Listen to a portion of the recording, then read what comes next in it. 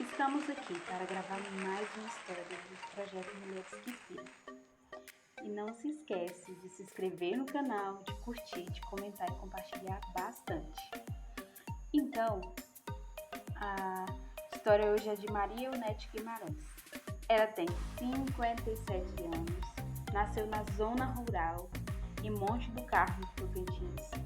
É filha de lavradores e tem 9 irmãos. Ela relata que viveu toda a infância no sertão. Foi vítima de preconceito e discriminação racial desde ao nascimento, por ter nascido negra. Não se lembra como que era colo e carinho de mãe.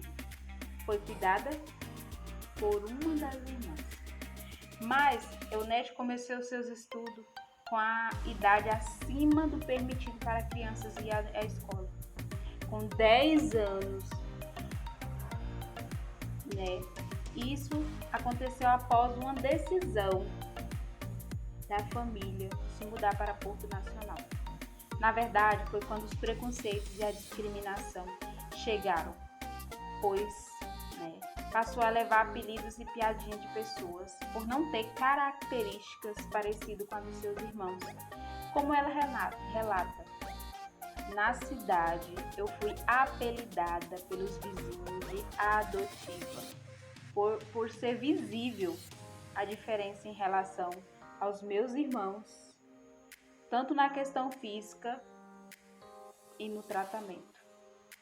Na verdade, a escola foi também, um dos lugares que gerou vários desgastes com ações discriminatórias que ocasionaram sequelas dolorosas e difíceis de lidar, como diz ela.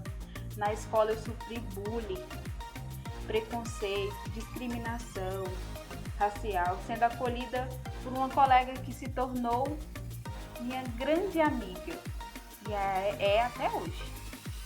Tais tratamentos desencadearam uma profunda baixa autoestima, sentimento de inferioridade, posteriormente depressão.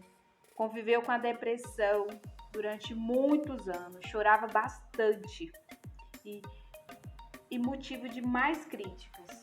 Então, Eunete, só que no caos que ela vivia, encontrou refúgio e não sabia que seria aliada nesse processo de desafio e transformação diante das dificuldades enfrentadas. O interessante é que sempre viveu e viu que tinha paixão pelas letras e tinha uma vontade enorme de compreender e saber como escrever textos e livros, Assim ela diz: desde a infância teve um encantamento pelas letras e seu grande desejo era compreender, como escrever textos e livros usando apenas 23 letras. Decifrar era um enigma, era seu maior sonho. Na escola, desenvolve o gosto pela leitura e a escrita, motivada pelos professores e pelo forte desejo de conhecer, saber e descobrir. Durante os momentos de solidão e amargura, escrevia para desabafar, para aliviar o peito, para conversar com o papel, por não se sentir segura em expressar o que ela estava sentindo com as pessoas. E eram vários tipos de textos, poemas, poesias, contos.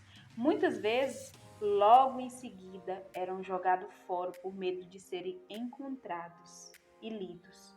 E outros, guardados por algum tempo e depois descartados.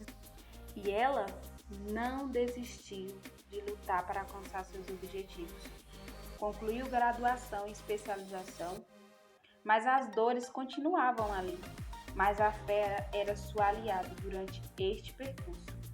Um dos fatores interessantes é que a mesma demorou muito tempo para ter acesso a um tratamento psicológico e, como a mesma relata, depois de mais de meio século de existência, conseguir acesso ao tratamento com a psicóloga.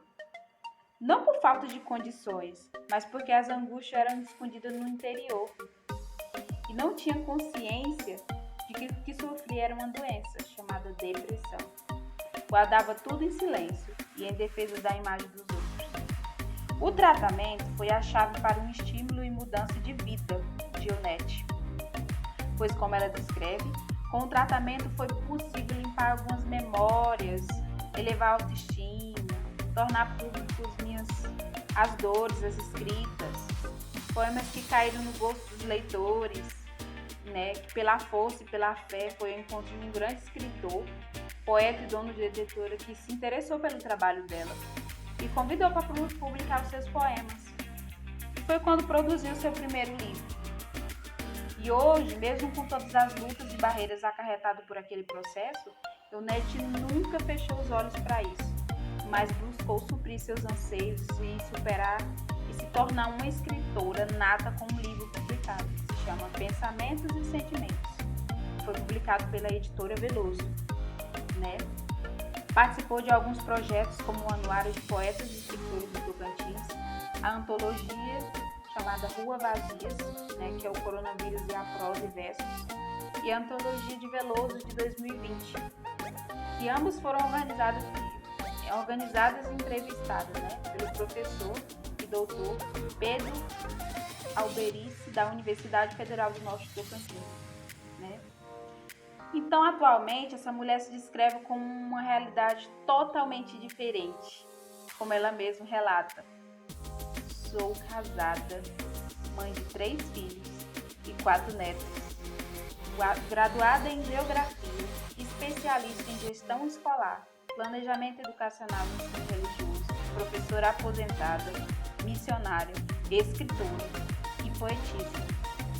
Realizou o sonho de estudar, se profissionalizar, construir sua família e ser reconhecida pelo seu trabalho. Continua movida pela fé, apaixonada pelas letras e pelas palavras. Reside em Porto Nacional, do estado do Tocantins.